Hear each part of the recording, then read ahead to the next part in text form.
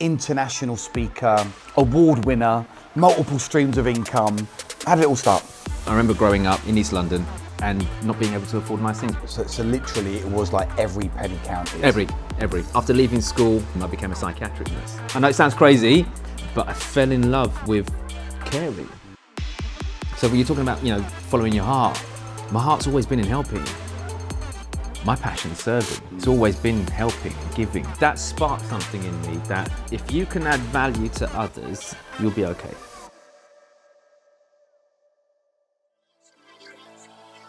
Hey, welcome to my latest video, and today it is part 2 of my interview with the one and only Mr. Jessen James. If you want to watch part 1, make sure you click the link in the comments. In part 2, we are going to be seeing how Jessen lost his job as a psychiatric nurse, how he's able to start his multi-million-pound business, how he's been able to build his team and really focus in on multiple streams of income. It's going to be phenomenal. If you're new to my channel, make sure you smash the subscribe button, hit the notification bell, give me a like, and of course leave me any comments or questions below. So let's get straight into it, and I'll see you on the other side. What did that do for you? You lost that job that you loved and cared, giving back to society. Was that like a light bulb moment? Was 100%. There a switch in your mindset? 100%. Did that take you down the path that you're on now, Jessen? It made me realise something, and if you're listening, look, just make this your motto. Nothing in life is secure unless you secure it yourself. I'm just being honest with you. Nothing. Your health isn't secure unless, look, if you don't make room for your health, you're going to make room for illness. If you don't secure your health, you're going to get sick, plain and simple. If you don't secure your job, you're going to be made redundant. It's how it works. If you don't secure your business, you're going to go bust. So everything requires responsibility. And what changed for me massively in that moment, Liam, was mindset. Take responsibility. Now, don't get me wrong. I was literally annoyed with my employer. Like, I remember sitting in the car park. Resentment. Yeah, I was waiting for her to come out so I could run her over. But you called her a few names, right? Called her a few witch. names. The witch. Or the yeah, more spiritual now. We don't do that. Yeah. But no. But I mean, I did. But I gave her permission to fire me the minute I signed an employment contract. That's the way it is. True. And look, with all due respect, not everyone's great employers. You knew what you signed up for, even though you didn't know what you signed up Yeah. for. That's the reality. Yeah. If you take responsibility, what happens is you end up regaining control. Because I had no control over her telling me to go. What did I have control over? My mindset. And that's what we don't like as human beings. We don't like being out of control. I was out of control of that situation, which annoyed me, but by regaining control, by taking responsibility, suddenly I'm back in the driving seat. So I decided I wasn't going to work for anyone ever again.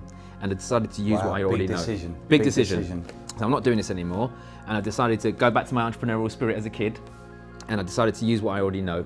And I think that's a common mistake people make in business. They try and get into things that they don't fully understand themselves, or they try and launch new things or fancy things. Look, some of you are already skilled. Use what you already got. What do you already know? And for me, I knew healthcare. So I started my own healthcare business. I know some of your listeners are property people. So what I started was actually care in the community. And what I didn't realize I was doing at the time is I was running a rent-to-rent strategy. I didn't know I was doing it. And also getting care money. So I'd have first property I owned, and then I thought I can't scale this business if I keep deploying capital into property. So I started to go, right, let me rent to rent. And I didn't know what I was doing. I was basically guaranteeing landlords rent and saying, would you give me a clause in the contract so I can sublet the rooms out? I was doing all this creative stuff. And then I was getting clients. So basically I was getting rent money. And then I was also getting money from social services to look after young adults with learning disabilities and autism and mental health challenges. So we grew that business. It wasn't easy. I'm not going to dress it up, And it's funny, like that was the rent-to-rent business, right? It was. And rent-to-rent. Now, anyone tuning in, you've listened to some of my previous podcasts or YouTube videos. Rent-to-rent's one of the UK's fastest-growing strategies. Yeah. Obviously, you've done it in the healthcare sector. I did it by accident. Done it by accident. and I take you was probably able to scale that. And done amazingly well for you. Leverage other people's assets. And I love the way we talk about leverage and skill set. Understand what are your skills. You're not going to be good at everything. Maybe some of you are more analytical. Maybe some of you are great marketers, good at sales, good at speaking, good communicators. Maybe some of you are great at the attention to detail.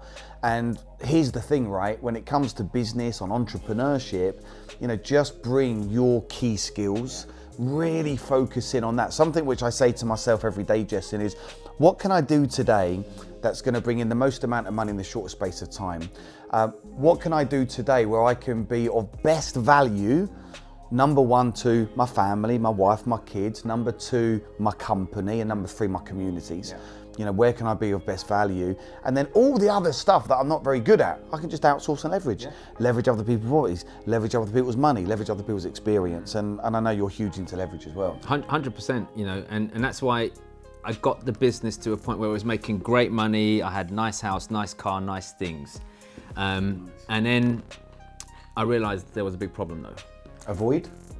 Not so much avoid. I thought I had a business. I didn't have a business. Okay. I had a job with a shit boss. He didn't give me enough time off. And the point I'm trying to make is that there's a lot of business owners out there, and understand, if you get to know me, I say stuff because I care about you, not because I want to put you down. There's so many people out there that call themselves business owners and they're not, they're self-employed. Listen to all those words. You employed yourself. Okay, yeah, that's a really interesting point. So we'll explore this because, people go employee, self-employed. They think they've made it, but anyone that is self-employed tuning into this, you may be working even more hours than when you had a bloody job. Yeah. You're now having to be accountable to yourself, get yourself motivated, get focused, spinning all the plates, trying to be all things to all people, and actually end up getting more burnt out and earning less money. So, in your opinion, what does being a business owner mean? It means actually being able to have the business pay you whether you're there or not. Great. Yeah. Just very simple. Getting to wake up in the morning and go to work because you want to, not because you have to. Taking a holiday and actually being on holiday with your family, not your laptop. You know, that's sort, do you know what I mean? That sort of thing. You know, so that's what being an owner is that, Liam, everyone that follows you knows this. Like, you're a big advocate for income follows assets, plain and simple. Your business is not an asset if you run it. It's not an asset, which basically means it's a liability. If you get sick tomorrow and can't work for 6 months, what happens to your business? Most people, it goes pop. Yeah. Like, most business owners, sadly, do not have 3 months worth of running costs in their bank capital right now to keep their business alive or even navigate their way through tough times. You know, they don't. They live in hand to mouth. So it's scary. Like, I see people all the time. There's people who are self-employed electricians and all kinds of stuff, and all they need to do is fall off a ladder. Done. Yeah. Game over. Yeah, I was actually with a guy the other day at my gym. Yeah. And he knows that I'm in the training space, and he's a builder. And he said, Liam, can you help me? He said, I want to, what courses do you do? And I said, I've actually got a 3-day course that you can come on. He went, but when is that? And I said, well, there's 2 dates in the diary coming up. We've got one now, and then we've got one in May. He was like, I'm not sure if I can do any of those. I said, well, what seems to be the issue? He said, but if I take time off work, I'm going to lose money. I'm not going to get paid. Yeah. And I said, are you probably living above your means right now? He said, I probably am. I said, look, you're going to have to do something. But that's the same for tens of millions of people. So what's the key thing then, Jessen? You know, you've got multiple businesses. What's the key thing in order to work on the business rather than in the business? What would be some of those first steps that people need to take? I would say to you, look, if right this very moment you're working in your business, be clear about your vision. Where do you want it to go? Like I always say to people, start your business with the intention to sell it. Why do I say that to people? It's because then it will force you to build systems and processes into a business and not make it dependent on you. Because look, as an investor, if I come and buy your business right now and you are the business, your business is worth zero to me because unless you're for sale as well, you're not, are you? Your business is worth nothing to me. I don't want to buy a job. So you've got to understand that sometimes you are literally the biggest chokehold in your business. So be clear. What do you want your business to do for you? Like I always say to people, build a business around your life, not your life around your business. So that basically means be clear. What do you want to do? Do you want to work? Like not everybody wants to just not work. Some people just go, you know what? I only want to work 1 day a week, 2 days a week. I actually like my work. Like what we do, like we come in because we want to, like, you know what I mean? So it's like, it's different, but some people just go like, I don't want anything to do with it. I just want to be completely hands off, have other people run it for me. Some people are like, you know what, I want to build it and sell it. It's up to you. Whatever your outcome is, be clear on your vision. And then understand that there are key components to growing your business to the point where you don't need to be there anymore. And the two most important ones are people and processes, plain and simple. I love that. Building a team. You have to. You have to build a team, right? And I've been a big believer in that. Yeah. I've had businesses where I've tried to do it all on my own, and man, you just get overworked, overwhelmed. It's a freaking nightmare, yeah? And you've got a strong team, I've got a strong team. People far smarter than me in their expertise. Yeah, absolutely. And they enjoy what they do a lot more than if I was trying to do it. One of the things for me that I feel is like an important person to get in your team. Of course, if you can get a business partner, great. But that's not always the first person. Is some type of admin assistant, PA. Yeah. I believe that's important. What's your view on that? 100%. The very first person I recruited was an assistant. In fact, my first virtual assistant was from Richard Branson's ex-PA's firm. Wow. That was my only connection with Richard Branson. I don't know him really. But like, what I mean is that it was my first taste of outsourcing. Because I realised I couldn't do everything myself. I literally, Liam, I kid you not, I got to this point where I was making great money, but I was working 80 hours a week. I literally felt like burnt out, tired all the time. So I took what was in my head, I put it into processes. I started hiring better people, including an assistant. But when I say hiring better people don't know this about me. You was mentioning about the builder, is it in your gym? Yeah, the builder in the gym. Yeah. Living above his means, whatever, blah, blah. I took a pay cut to pay for my first care manager. A pay cut. I took a pay cut to pay for my first care manager. Why? Because I had a vision. I took a pay cut, I built processes, I hired more people. I was personally earning less money, but I knew what I wanted to do. That business eventually made me financially free at the age of 31 and a millionaire 2 years later. That's freaking amazing, mate. Well done. But you knew that you wasn't able to do that on Vision. your own. I knew what I wanted to do. You knew that you had to get a team around you to do that. And look, here's the thing. A lot of people tuning in, be it you're employed or you're a business owner, what most people do is they make money, they spend money. Yeah. They don't really understand how to invest and how to grow teams. It's really important to deploy capital, invest in good people. So look, just take us to where you are now then, Jessen. What are the businesses you have? What are you involved in?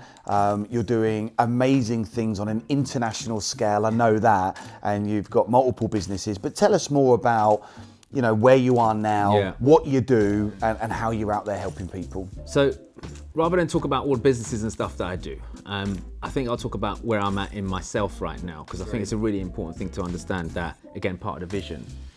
You mentioned something really important right at the beginning, follow your heart. And, what's your passion?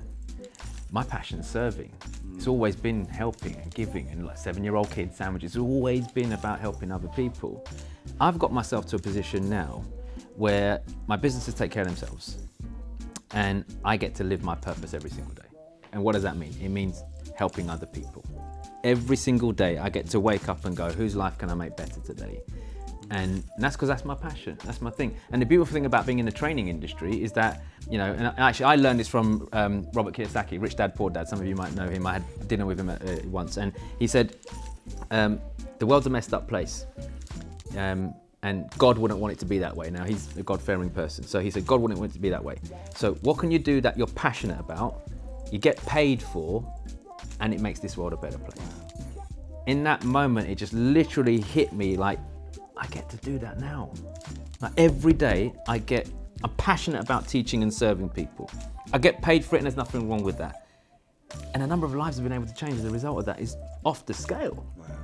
And when you look at the ripple effect of that, like, you tell me what job gives you that level of satisfaction? Yeah. So not only are you able to make big income, but you're able to have big impact. 100%. And I truly believe there's only so much money that we need, and I love making more money, of course, and building a legacy and doing that stuff. But true fulfillment doesn't come from how much money's in your bank account. It comes from the amount of people that you serve. And I think that's why both of us, we love the training space. You've got an amazing training company. I've got an amazing training company. We're on this journey together but we don't see each other as competition. We're partners and collaborating. Yeah. And I think that's important. Yeah, There's a lot of people out there that just want to go and put people down. They want to go and bully people. They want to keep all the secrets to themselves. Got low self-worth, that's what I do. Yeah, and you know, collaboration is like really key, really important. And you know, what would you say to people? Because the world's gone crazy over the last couple of years, right? The world has gone crazy. It seems that more people need more help than ever before. Yes. They seem more stuck. We've got wars going on, we've got pandemics happening, we've got the cost of living going up, fuel prices, energy prices, you know, people's jobs are being lost, people can't run their businesses correctly. There is a lot of fear out there. And you and I, we are on this planet to serve and to motivate and inspire people. Anyone tuning into this right now that's going through some type of fear, what tips would you share? Not just with those people, but with anyone, you know, and how to become more successful, start, scale and grow a business? Yeah, great question. And I think it's perfect timing, you know, given the circumstances of what's going on in the world at the time that we're filming this and recording it. You see, you've got to understand something. Your state dictates everything that you do. Like how you feel, like your state will manage your outcome, plain and simple. So if you do things from a place of fear, let's say you're scared, you're anxious, you're nervous. When you're in that state, you're gonna make poorer decisions. When you make poorer decisions, you're gonna take poorer action. When you take poorer action, you're gonna get poorer results. So if you want better results, take better action. If you want to take better action, make better decisions. If you want to make better decisions, have a better state. This is how it works. So you can't change what's happening right this very moment. You can't change what's happened to you. Like I was saying earlier on, when my boss fired me, I had no control over what actually happened. What did I have control over? Myself. And you and I were having a conversation earlier, I was talking about this. Lose money, lose friends, lose time, never lose your mind. In any situation, do not lose your mind because your mind will literally take you out of the game. So think about it like this. You've all done something when you were angry before. You made a poor decision, you took poor action and you got poor results. You've also done something when you felt empowered, didn't you? When you felt abundant and strong and powerful and you made a bold decision and you took better action and you got incredible results. Like for example, we're in a space where we encourage people to educate themselves and people take courage and they go, you know what, I'm gonna do it. Let's give it a go. And they go and they invest in they decide to invest in one of your mentorship programs. They take better actions because they know what they're doing now and look at the results that they get from the testimonials. Do you know what I mean? So it's like, but if they were fearful at the time that you made them an offer, what would happen? They would go, nah, you know what, it's not for me. What if I get hurt? What if it doesn't work? What if I get ripped off? So they make poorer decisions. They go off and take poor actions trying to figure out what they want somewhere else, YouTubing it by themselves or wherever it might be. Then they get poor results. And all of that stemmed from what? State. So manage your state. Work on yourself every single day, every day, like without fail, work on yourself. As soon as you wake up in the morning, don't reach for your phone and look at YouTube and Facebook and all this crap because there's loads of crap going on the right. 4 out of 5 people pick up their smartphone when they wake up. First thing. So when you wake up, what's stopping you from actually listening to a motivational audio instead? Why don't you set your alarm, instead of your alarm going off going dan, dan, dan, like freaking giving you a heart attack when you wake up, why don't you set it to actually a motivational piece of music, something else, because your brain is like a sponge. Within the first 20 minutes of waking up, it's at its most receptive. So manage your state, and then it becomes a habit. Like one last thing on this, I got asked recently, when we went through the pandemic, when we went into lockdown, they said, Jessen, did you panic? And I said, you probably want me to say yes, and the answer is no, because I've done the work. I've worked my mind for so many years that it's like going to the gym. People pump iron all day, work out their muscles. They don't work out their mind. My mind's, there's something called neuroplasticity in your brain. The more times you train it to do something, it becomes a natural pathway. So my natural pathway isn't panic. Look, don't get me wrong, I had the same pandemic as everybody else. I had multiple businesses. I had physical shops that had to close down. temporarily whilst we went through You it. just knew everything was going to be okay. I had absolute faith everything was going to be because okay. you are working on your mind daily. 100%. You know, and I love what you said about, I always say every day, watch, read, listen, some form of motivational, inspirational, educational content. You know, start the day off with a great podcast, some meditation, you know, eat well, sleep well, exercise, hang out with the right people. You know, you are the average of the 5 people you hang out with. 100%. You know, if you are hanging out with 5 skint people, you're going to be the 6th. 100%. If you're hanging out with 5 negative people, you're probably going to be the 6th. 100%. So upgrade your circle. Make it a driving force to work on your mindset. It's something that you work on every single day, and you will become the best version that you can possibly be. Absolutely. Like, you know, I challenge people listening to this right now that you're playing at a low level.